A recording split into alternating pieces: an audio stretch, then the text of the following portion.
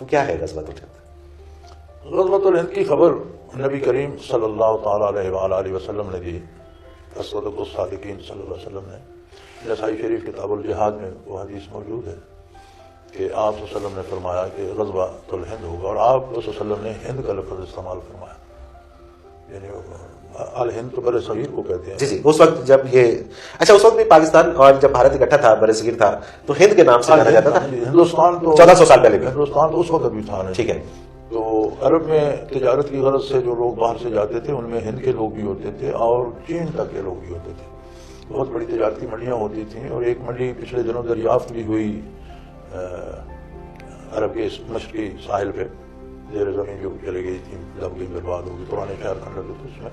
تو نبی صلی اللہ علیہ وسلم نے فرمایا تھا کہ ایک زمانے میں جب اسلام بہت کمزور ہو جائے گا تو جو تحریک چلے گی اس کو ایک جہاد برپا ہوگا بر صغیر میں، الہند میں، اور وہاں اسلام غلبہ پائے گا تو اس سے پھر وہ دنیا میں پھیلے گا.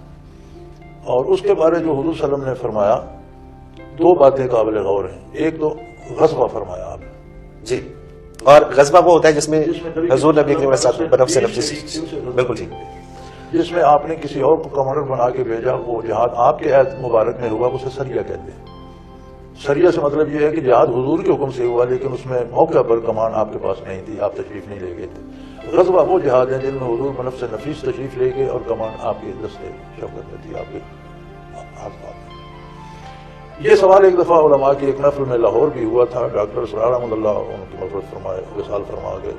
تو انہوں نے یہ سوال کسی صحافی نے کیا تھا کہ اس کو غزوۃ الہند حضور نے کیوں فرمایا. تو ڈاکٹر صاحب نے جواب دیا تھا کہ رسماً فرما دیا آپ نے، کیونکہ جنگ کو غزوہ بھی کہتے ہیں.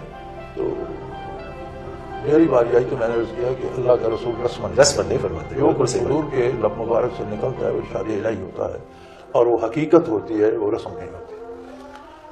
تو غزوہ سے میں یہ سمجھا کہ حضور کی توجہ اس عہد کا جو بھی مجاہد ہوگا یا جو بھی جرنیل ہوگا یا جو بھی کمانڈر ہوگا اس جہاد کا، اس پر اتنی ہوگی جیسے خود حضور بنفس نفیس اس کے ساتھ کھڑے ہوں.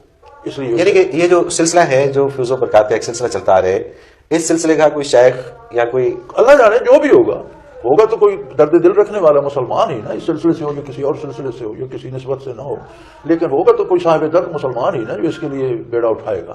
تو حضور صلی اللہ علیہ وسلم کی شفقت اس پر اس قدر ہوگی، اتنی مہربانی، اتنی توجہ ہوگی، گویا خود حضور اس کے ساتھ ہیں، اس لیے غزوہ کہا گیا. دوسرے الہند کا لفظ استعمال، اس کا مطلب ہے کہ یہ غزوہ پورے ہند کو اسلامی ریاست بنا دے گا.